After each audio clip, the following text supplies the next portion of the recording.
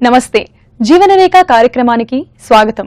గత కొన్ని వారాలుగా గర్భధారణకు సంబంధించి పలు అంశాలను తెలుసుకుంటున్నాం. ప్రీ కన్సెప్షన్ స్థాయి నుంచే ఎలాంటి జాగ్రత్తలు తీసుకోవడం ద్వారా ఆరోగ్యమైన ప్రెగ్నెన్సీని ప్లాన్ చేసుకోవచ్చు చూసాం. మరి ఈనాటి జీవనరేఖ విమెన్స్ హెల్త్ లో గర్భధారణలో తొలి అడుగు అంటే గర్భం వచ్చిందని తెలియజేసే లక్షణాల గురించి, అలాగే దానిని నిర్ధారణ చేసే వైద్య పరీక్షల గురించి వివరంగా తెలుసుకుందాం.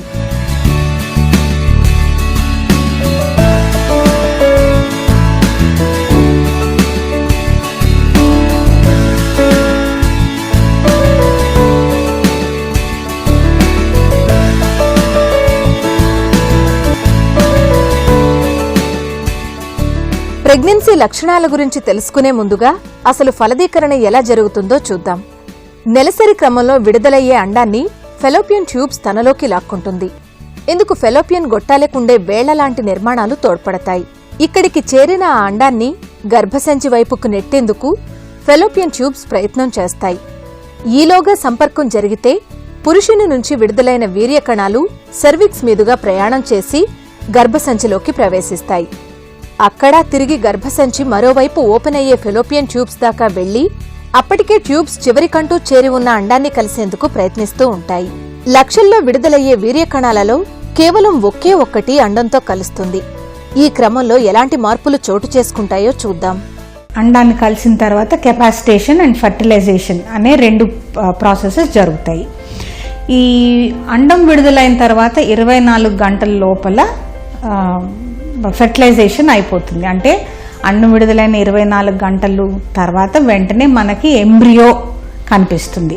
సో ఎంబ్రియో అనేది మనకి గర్భసంచిలో ఫామ్ కాదు, మనకి అండవాహికలోనే ఫామ్ అవుతుంది. అండవాహికలో ఫామ్ అయిన ఎంబ్రియో 15వ రోజు 16వ రోజు మెల్లగా ప్రయాణం చేసి గర్భసంచిలోకి వస్తుంది. గర్భసంచిలో అంటే ఈ లెక్కలన్నీ నేను చెప్పే నంబర్లన్నీ మనకి లాస్ట్ మెన్స్ట్రువల్ పీరియడ్ ఎల్ఎంపీ అంటే first day of last period నుంచి మనం లెక్క పెట్టుకుంటున్నట్టు అనమాట. సో 16-17 రోజు మనకి ఎంబ్రియో అంతా గర్భసంచి లోపల ఫ్రీగా ఇలా కదులుతూ ఉంటుంది. 19వ రోజు నుంచి 21వ రోజు మధ్యలో ఇంప్లాంటేషన్ అనేది జరుగుతుంది. ఇంప్లాంటేషన్ అంటే ఏంటి? ఈ ఎంబ్రియో బ్లాస్టోసిస్ట్గా తయారయ్యి బ్లాస్టోసిస్ట్ గర్భసంచి లోపల ఎండోమెట్రియం పొరని అంటుకుని ఆ పొరని స్లోగా కరిగించి దానిలోకి తింటూ తల్లి రక్తనాళాలని ఓపెన్ చేసి ఈ రక్తనాళాల్లోకి దీని ప్రాసెసెస్ దానిలోకి చొచ్చుకుపోతాయన్నమాట. ఇదంతా వినేందుకు కొంచెం గమ్మత్తుగా అనిపించినా కూడా గర్భధారణ క్రమంలో మొదట ఈ మార్పులన్నీ కూడా చోటు చేసుకుంటాయి. గర్భసంచిలో ఉండే ఎండోమెట్రియం పొరలోకి ఎంబ్రియో చొచ్చుకొని పోవడం ద్వారా తల్లికి పిండానికి కావలసిన కనెక్షన్స్ ఏర్పడతాయి. ఈ ప్రాసెస్ నే ట్రోఫోబ్లాస్టిక్ ఇన్వేషన్ అంటారు. ఇది 21వ రోజున జరుగుతుంది. దీన్ని ఇంప్లాంటేషన్ అని అంటారు.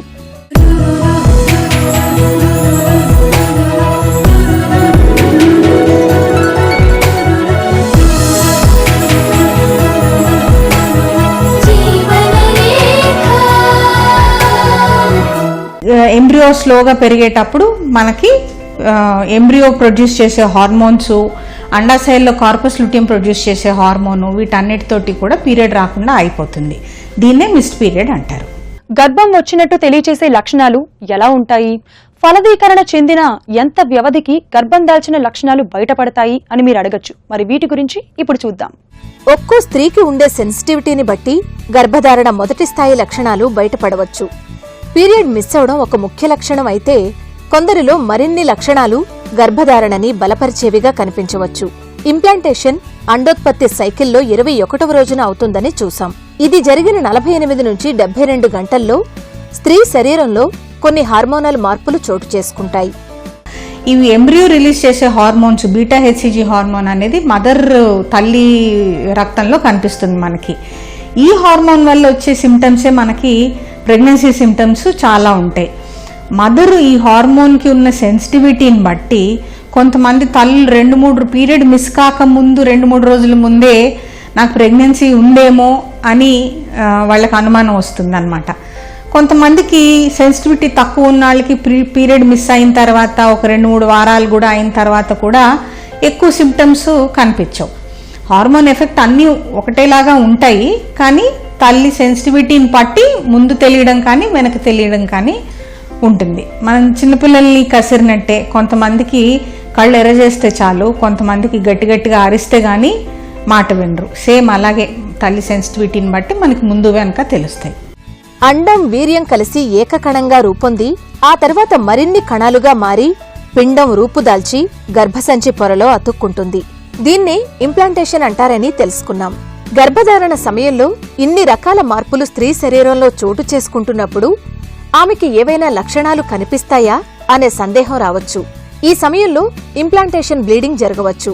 దీన్ని పీరియడ్ అని పొరబడే అవకాశం కూడా ఉంది. అలాగని ఇంప్లాంటేషన్ బ్లీడింగ్ కన్సీవ్ అయిన అందరిలో కాకపోవచ్చు. అందుకే గర్భం ప్లాన్ చేసుకుంటున్న స్త్రీలు బ్లీడింగ్ కాగానే అది పీరియడ్ అని పొరబడే కంటే వైద్య సలహా తీసుకోవడం మంచిది. ఇంప్లాంటేషన్ అయినప్పుడు తల్లికి ఏమన్నా తెలుస్తుందా అంటే, ఒక్కొక్కసారి ఇంప్లాంటేషన్ బ్లీడింగ్ అనేది జరుగుతుంది. చిన్నగా 1-2 చుక్కలు రెడ్గా కనపడడం దగ్గర నుంచి కొంతమందికి ఫుల్గా పీరియడ్ లాగే 2 రోజులు 3 రోజులు గడ్డలుగా బ్లీడింగ్ అలా జరిగిందని చెప్పిన వాళ్ళు కూడా ఉంటారు మన దగ్గర.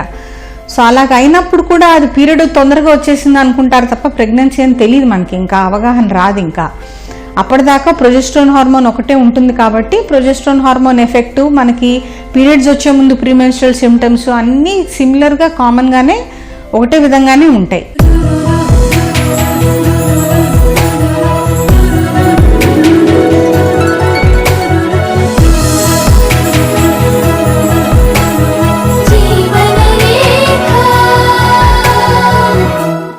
గర్భధారణ దిశగా మీరు ప్రయత్నం చేస్తున్నా, శరీర ఉష్ణోగ్రతలో స్వల్ప మార్పుని మీరు కొద్ది రోజులుగా చూస్తున్నా, దీనితో పాటుగా యూరిన్ ఫ్రీక్వెన్సీ ఎక్కువగా ఉంటే ఇది గర్భధారణ సంకేతాలుగా మీరు గుర్తించాల్సి ఉంటుంది.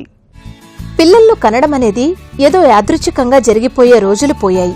నేడు గర్భధారణని చక్కగా ప్లాన్ చేసుకుంటున్నారు ఎందరో స్త్రీలు. ముఖ్యంగా అభివృద్ధి చెందిన దేశాల్లో అండోత్పత్తి సమయాన్ని ఖచ్చితంగా అంచనా వేయగల పద్ధతులను వాడుతూ ఆ సమయాల్లో ట్రై చేయడం ద్వారా ఖచ్చితంగా తల్లయ్యే అవకాశాలను చేజిక్కించుకుంటున్నారు యువతులు.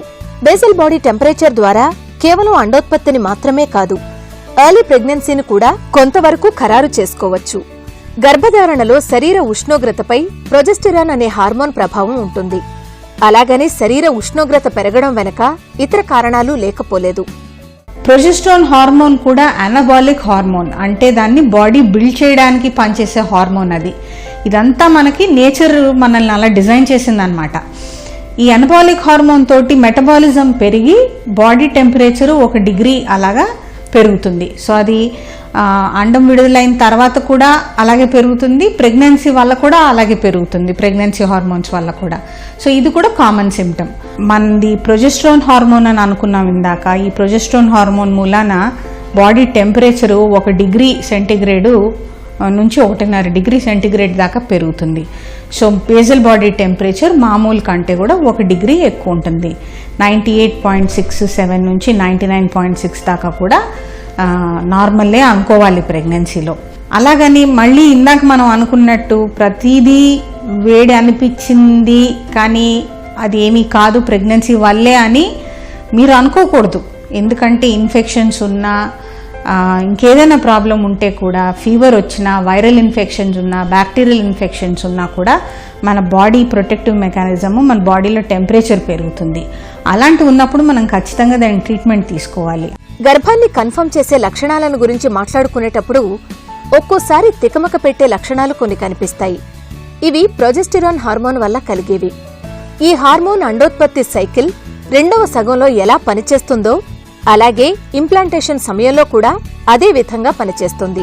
దీనివల్ల ప్రీ మెన్స్ట్రువల్ సిండ్రోమ్ లక్షణాలు కనిపించడం ఎర్లీ ప్రెగ్నెన్సీలో సాధారణమే. అంతేకాదు పలు ఇతర లక్షణాలు కూడా కనిపించవచ్చు. ప్రీమెన్స్ట్రువల్ సిండ్రోమ్కి, ఎర్లీ ప్రెగ్నెన్సీ సిమ్టమ్స్కి కొన్ని ఓవర్లాప్ అవుతుంటాయి. ఓవర్లాప్ అయ్యేవి ఏంట్రా అంటే ప్రొజెస్ట్రాన్ హార్మోన్. ఇది పీరియడ్ వచ్చిన తర్వాత, అండం విడుదలైన తర్వాత సెకండ్ హాఫ్ ఆఫ్ ద సైకిల్లో కూడా ఈ హార్మోన్ ఎక్కువ ఉంటుంది. ప్రెగ్నెన్సీలో అయితే చాలా విపరీతంగా ఎక్కువ ఉంటుంది. దీనివల్ల కాజ్ అయ్యే సిమ్టమ్స్ ఏంటి అంటే మనకి మలబద్ధకం, కాన్స్టిపేషన్. ఈ ప్రొజెస్ట్రాన్ హార్మోన్ వల్ల పేగులు స్లో అయిపోయి సరిగ్గా కదలాల్సిన పద్ధతిలో కదలవు. పేగులు సరిగ్గా కదలకపోయేసరికి మలబద్ధకం, కాన్స్టిపేషన్ వస్తుంది. హార్మోన్స్ ప్రభావం కేవలం ఈ విధంగానే కాదు, ఇతర లక్షణాల రూపంలో కూడా బయటపడవచ్చు. ఉదాహరణకు రొమ్ముల్లో సెన్సిటివ్గా ఫీలింగ్ రావడం, పరిమాణంలో అవి పెద్దవి కావడం, నొప్పి వల్ల అసౌకర్యంగా ఉన్నట్టు కూడా అనిపిస్తుంది. అది ఋతుక్రమానికి సంబంధించినదా లేదా ప్రెగ్నెన్సీకి సంబంధించినదా అని ఖరారు చేసుకోవడం కూడా తేలికే. ఒకవేళ ఋతుక్రమం వచ్చేస్తే ఈ లక్షణాలు తగ్గిపోతాయి. అదే ప్రెగ్నెన్సీ అయ్యుంటే అవి మరింత కాలం కొనసాగే అవకాశం ఉంది. ప్రొజెస్టెరాన్ హార్మోన్ వల్ల కనిపించే పలు లక్షణాల్లో కొన్ని ఋతుక్రమం ముందు వచ్చేవిగా అనిపించినా కూడా కొన్ని లక్షణాలు మాత్రం ప్రత్యేకించి ప్రెగ్నెన్సీని సూచించేవిగా ఉంటాయి. వీటిలో ముఖ్యమైనది వికారం, వాంతులు. ప్రెగ్నెన్సీకే స్పెసిఫిక్ అయిన సిమ్టమ్స్ నాసియా అండ్ వామిటింగ్, వికారము, వాంతులు అవ్వడము.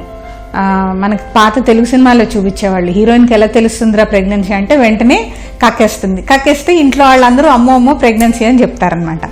సో ఇది ఎందుకు వస్తుంది? ప్రెగ్నెన్సీ బీటా హెచ్సిజీ అనే హార్మోన్ని సెక్రేట్ చేస్తుంది. ఈ బీటా హెచ్సిజీ అనే హార్మోను ఒక్కొక్కళ్ళ సెంటర్స్, బ్రెయిన్లో సెంటర్స్ స్టిమ్యులేట్ చేసి ఎక్కువ వాంతులు అవడము, ఎక్కువ వికారం అనిపించడము అలా జరిగేటట్టు చూస్తుందన్నమాట. సాధారణంగా గర్భం దాల్చిన వారిలో వికారం లేదా నాజియా అనే లక్షణం కొందరిలో కన్సీవ్ అయిన వెంటనే తెలియొచ్చు. మరికొందరిలో గర్భం దాల్చిన 4 నుంచి 6 వారాల దాకా ఈ లక్షణాలు కనిపించకపోవచ్చు.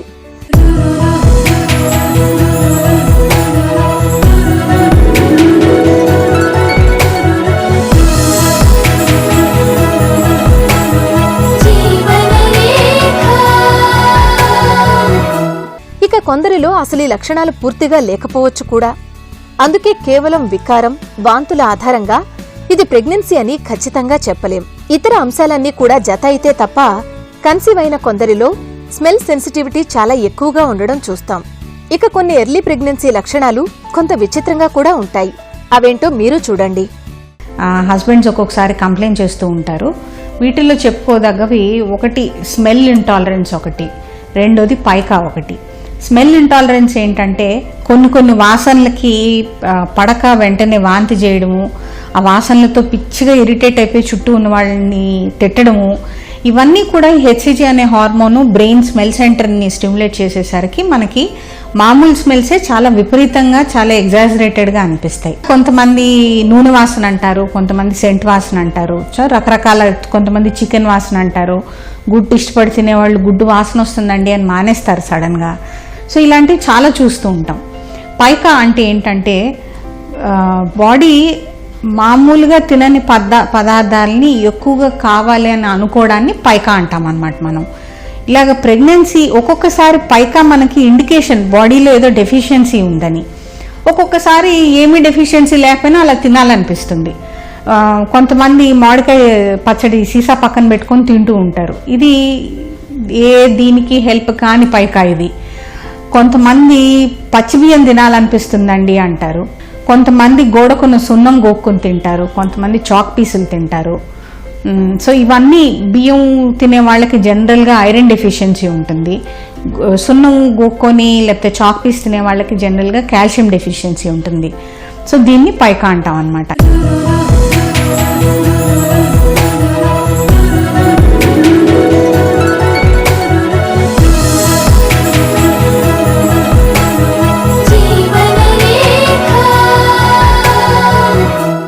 అలసట, వికారం, కడుపు ఉబ్బరించినట్టుగా ఉండడంతో పాటుగా మీ రెగ్యులర్ సైకిల్ మిస్ అయితే మీరు గర్భం ధరించి ఉండవచ్చు. గర్భం దాల్చిన వారిలో కనిపించే పలు లక్షణాల గురించి ఇప్పుడు చూద్దాం. ఎర్లీ ప్రెగ్నెన్సీ లక్షణాలను గురించి తెలుసుకుంటున్నాం. గర్భం ప్లాన్ చేసుకుంటున్న స్త్రీలు ఒక విషయం గుర్తుపెట్టుకోవాలి. అందరిలో ఎర్లీ ప్రెగ్నెన్సీ లక్షణాలన్నీ ఉండకపోవచ్చు. ఇది వారి వారి శరీర తత్వం అలాగే మానసిక స్థితి మీద ఆధారపడి ఉండొచ్చు.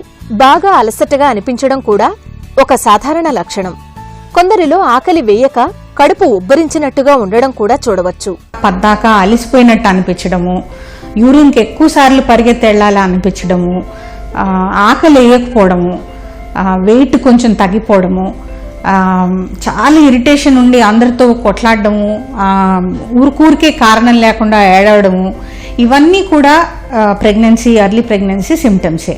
ఎర్లీ ప్రెగ్నెన్సీలో ఫ్రీక్వెంట్ యూరినేషన్ ఒక లక్షణం. కన్సీవ్ అయిన కొద్ది రోజులకే పలుసార్లు బాత్రూంకి వెళ్లాల్సి రావడం జరగవచ్చు.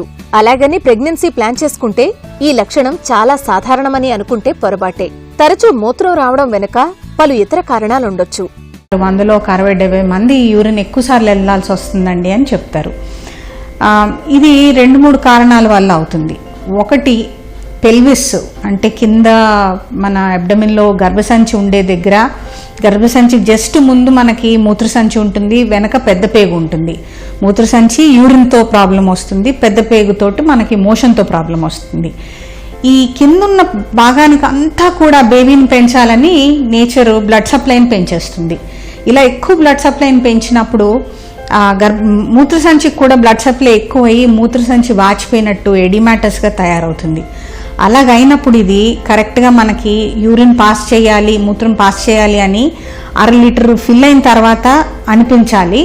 కానీ ఇలాగ ఎక్కువ వాటర్ లాగింగ్ ఉండడం వల్ల 100 ml 150 ml ఫిల్ అవ్వంగానే కూడా తొందరగా తరచూ వెళ్ళాలని అనిపిస్తుంది. అదొక రీజను. ఇంకొక రీజన్ ఏంటంటే ప్రెగ్నెన్సీ హార్మోన్ బీటా హెచ్సిజీ అని చెప్పుకున్నాం కదా, ఈ హెచ్సిజీ వల్ల కూడా మూత్రపిండాల్లోంచి ఎక్కువ ఫ్లూయిడ్ ఎక్స్క్రీట్ అవుతుంది. అంటే మూత్రం ఫామ్ అవ్వడం కూడా మామూలు కంటే ఎక్కువ ఫామ్ అవుతుంది కాబట్టి ఎక్కువ సార్లు బాత్రూమ్కి వెళ్లాల్సి ఉంటుంది.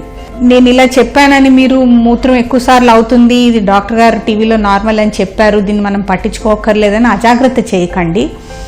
యూరిన్లో ఇన్ఫెక్షన్స్ ఉన్నప్పుడు కూడా, యురెత్రాలో ఇన్ఫెక్షన్స్ ఉన్నప్పుడు కూడా, గర్భసంచిలో గడ్డలవి ఉన్నప్పుడు కూడా, ఓవరీలో గడ్డలు ఉన్నప్పుడు కూడా ఇలాగే మూత్రం ఎక్కువసార్లు వెళ్లాలనిపిస్తుంది. ఎర్లీ ప్రెగ్నెన్సీలో ఒక్కొక్కరిలో ఒక్కో రకంగా లక్షణాలు ఉంటాయనడానికి మరో ఉదాహరణ, కొందరిలో ఆకలి చచ్చిపోతే మరికొందరిలో ఆకలి విపరీతంగా వేయడం. పీరియడ్ మిస్ అయ్యి యూరిన్ టెస్ట్ చేయించుకునేలోగా అంటే కన్సీవ్ అయిన 2-3 వారాలకే కొందరు 1 లేదా 2 కిలోల బరువు పెరుగుతుంటారు. ఇది ఆకలి అధికమవడంతో ఎక్కువగా తినేయడం వల్ల జరుగుతుంది.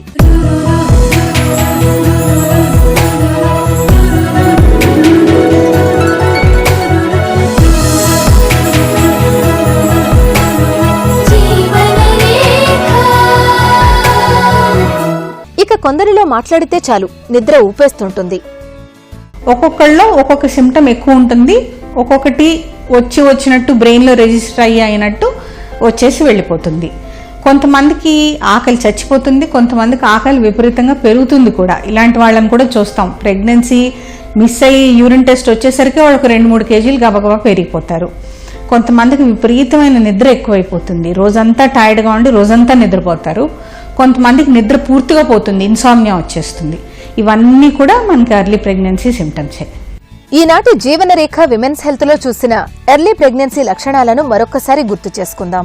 సంతానం కోరుకునే స్త్రీలలో వారి ప్రయత్నం ఫలిస్తే కొన్ని లక్షణాలు బయటపడతాయి. ఇవి అందరిలో కనిపించాలని ఎలాంటి నియమం లేదు.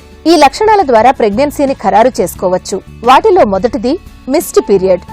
సక్రమంగా నెలసరి వచ్చేవారు ప్రెగ్నెన్సీ ఆలోచనలో ఉంటే కనుక పీరియడ్ రాకపోతే ఇతర లక్షణాల ఆధారంగా కన్సీవ్ అయినట్టు తెలుసుకోవచ్చు. శరీర ఉష్ణోగ్రతలో 1 డిగ్రీ నుంచి 1.5 డిగ్రీ వరకు పెరుగుదల ఉండడం కూడా ఎర్లీ ప్రెగ్నెన్సీ లక్షణమే. అండం వీర్యకణం కలిసిన తరువాత కొద్ది కాలానికి ఎంబ్రియో గర్భసంచి పొరల్లో చొచ్చుకుని పోవడాన్ని ఇంప్లాంటేషన్ అంటారు. ఈ సమయంలో కాస్త బ్లీడింగ్ కావచ్చు. అలా అని ఇది కూడా కన్సీవ్ అయిన అందరిలో అవ్వకపోవచ్చు. దీన్ని పీరియడ్ అని పొరబడే అవకాశం కూడా ఉంది. ఆకలి మందగించడం, తరచూ జరిగే మూత్ర విసర్జన, వికారం, వాంతులైనట్టు ఉండడం ఇవన్నీ కూడా ఎర్లీ ప్రెగ్నెన్సీలో కనిపించే లక్షణాలే. వీటితో పాటు అలసటగా ఉండడం, నిద్ర ఎక్కువగా వస్తుండడం, ఆకలి మందగించడం లేదా ఆకలి బాగా ఎక్కువగా ఉండడం కూడా ఎర్లీ ప్రెగ్నెన్సీలో కనిపించే లక్షణాలే.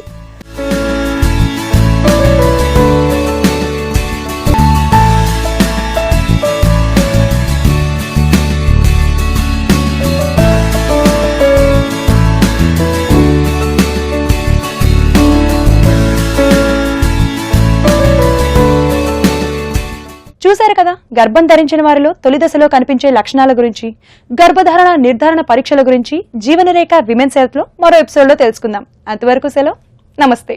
జీవనరేఖ విమెన్స్ హెల్త్ కార్యక్రమాన్ని మీరు www.youtube.com/ETVLifeIndiaలో చూడొచ్చు మరియు www.facebook.com/ETVLifeIndia అలాగే www.twitter.com/ETVLifeIndiaలో ఫాలో చేయొచ్చు.